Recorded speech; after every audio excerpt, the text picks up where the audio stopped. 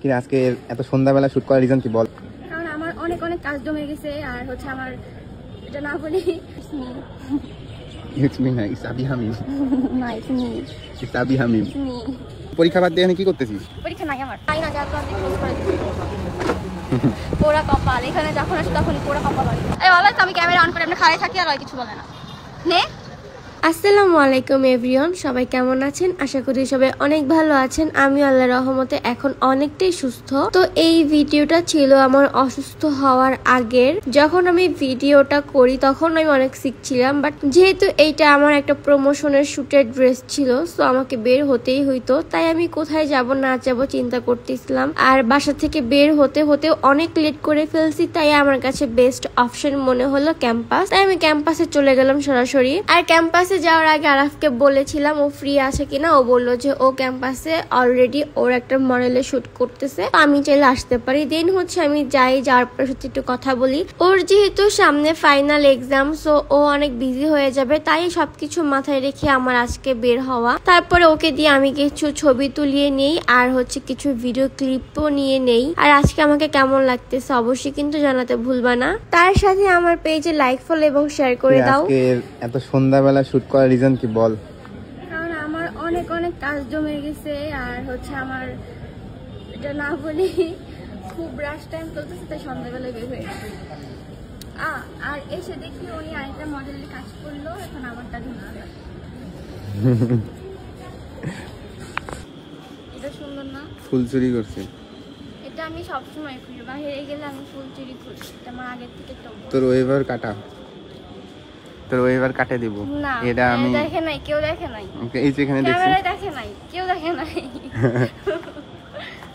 এইবার বলেন তো ও আমার বন্ধু নাকি শত্রু? যাই হোক, ওর কথা বাদ দেন। তার আগে বলেন আজকে আমার আউটফিটটা আপনাদের কাছে কেমন লেগেছে। আমি জানি আপনাদের সকলের কাছে আমার আউটফিটটা সুন্দর লেগেছে, আর সুন্দর লাগারই কথা। এই ড্রেসটা এত সুন্দর, রিয়েলে তো আরো বেশি সুন্দর। আর এই ড্রেসটা ছিল পুরাই কটন কাপড়ের, এত আরাম গরমে পরার জন্য একদম বেস্ট একটা আউটফিট হতে পারে আপনার জন্য।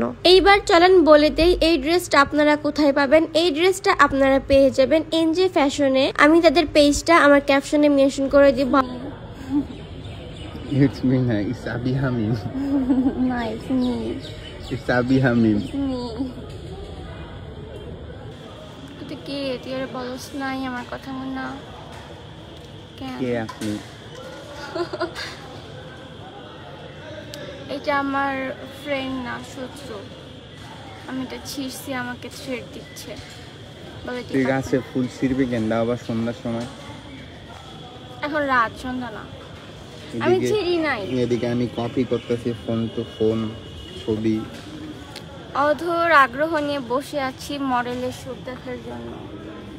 না এটা আমার না, এটা তোরটাই। হ্যাঁ মানে আমারটা দেখার জন্য বসে নাই, অন্য মডেলের শুট দেখার জন্য বসে আছি। ছবির আউটপুট দেখে মন ভরে গেল, পেট কিন্তু একেবারে ফাঁকা ছিল, পেট কিন্তু ভরে নাই। তাই এখান থেকে চলে যাব এখন খেতে। ফটো দিয়ে তুই পরীক্ষা বাদ দিয়ে এখানে কি করতেছিস? পরীক্ষা নাই আমার। হ্যাঁ পরীক্ষা নাই।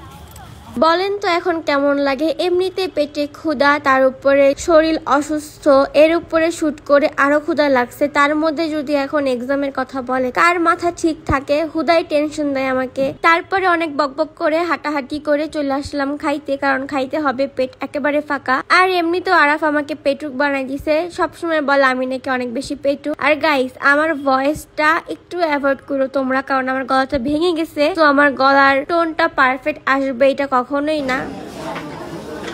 গরিব বলে তুচ্ছ তাচ্ছিল্য করছে, আমারে নাকি লাল চা খাওয়াবে। আমি খাইতে চাইছি দুধ চা, আমারে খাওয়াবে লাল চা।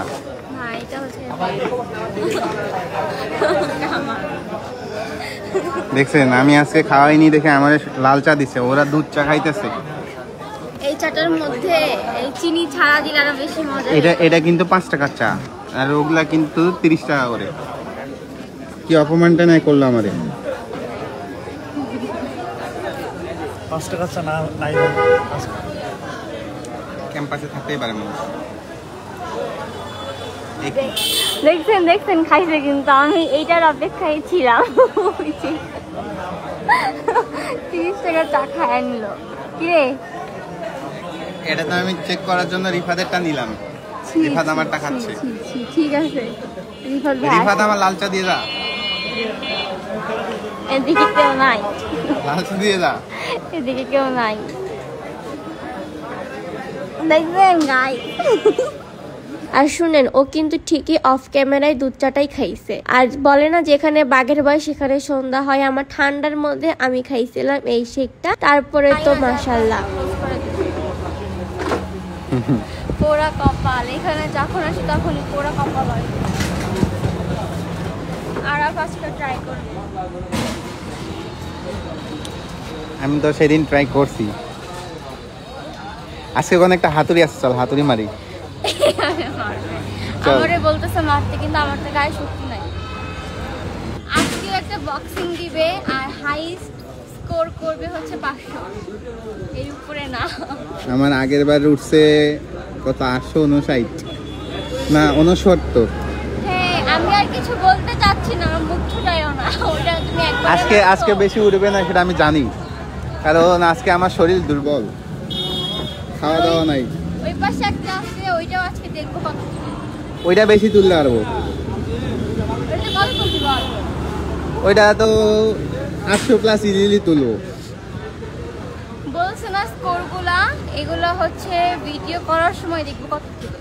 ঠিক আছে, আপনারা পচানি দিবেন। এবার দেখবেন আমাদের ঝগড়া। ও আমাকে বলতেছে তুই তোর ভিডিওতে আমাকে নিলে কখনো ভিভেট ইউজ করবি না, কারণ আমাকে অনেক বেশি ব্রাইট লাগে আর আমাকে মানুষ আজে বাজে কথা বলে। এখন আমি মানুষদের উদ্দেশ্যে বলতেছি যে আপনারা যারা ওকে পার্সোনালি দেখছেন তারা জানেন যে ওর স্কিন টোনটা কতটা ব্রাইট। ঠিক আছে, ওর স্কিন টোন আমার স্কিন টোন কিন্তু সেম না, যার জন্য তাই আমি যখন ভিডিওতে ভিভেট ইউজ করি তখন ওকে আরো বেশি ব্রাইট লাগে। আর আমার ভিডিওতে ভিভেট ইউজ করার রিজনটা হচ্ছে আমার ফেসে অনেক একনি আর একনি স্পট, সো এগুলো একটু কভার হয় ভিভেটটা ইউজ করলে। That's it. একটা মানুষকে আজে বাজে কথা বলার আগে মানুষটার সম্পর্কে জানবেন, তার পার্সোনালিটি সম্পর্কে জানবেন, দেন আজে বাজে কথা বলবেন। আমি মনে করি ওকে যারা আজে বাজে কথা বলে তারা জেলাসি করে দেখে এইসব কথা বলেন, নয়তোবা কোনো সুস্থ মস্তিষ্কের মানুষ একটা মানুষকে আজে বাজে কথা কখনোই বলতে পারে না। সবাই ভালো থাকবেন, সুস্থ থাকবেন, আল্লাহ হাফেজ।